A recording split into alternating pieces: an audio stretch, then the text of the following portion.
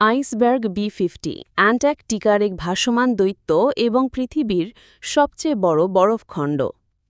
2020 সালের 22 এপ্রিল পশ্চিম অ্যান্টার্কটিকার গেটস আইস শেলফ থেকে হঠাৎ ভেঙে পড়ে সমুদ্রের বুকে ভাসতে শুরু করল এক বিশাল বরফখণ্ড আইসবার্গ বি-50।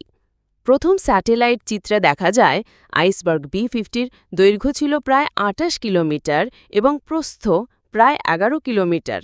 মোট আয়তন ছিল প্রায় 129 বর্গ কিলোমিটার। এটি একটি ভাসমান বরফের দ্বীপের মতো, যার ওপরের অংশে চকচকে সাদা তুষার আর নিচে ঘন নীল বরফের স্তর। এমন বরফখণ্ড গঠিত হয় ক্যালভিং প্রক্রিয়ার, যখন বরফের চাই সমুদ্রের দিকে ঠেলে দেয় এবং অবশেষে ফেটে যায়। জলবায়ু পরিবর্তনের ফলে অ্যান্টার্কটিকার বরফশ্রেণী দ্রুত ভাঙছে এবং বি-50-র মতো ঘটনা বিজ্ঞানীদের জন্য এক ধরনের সতর্কবার্তা।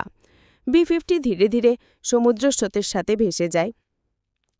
হয়তো কিছু অংশ গলতে গলতে মিলিয়ে যাবে কিংবা কোনো দূরবর্তী দ্বীপের কাছে আটকে পড়বে।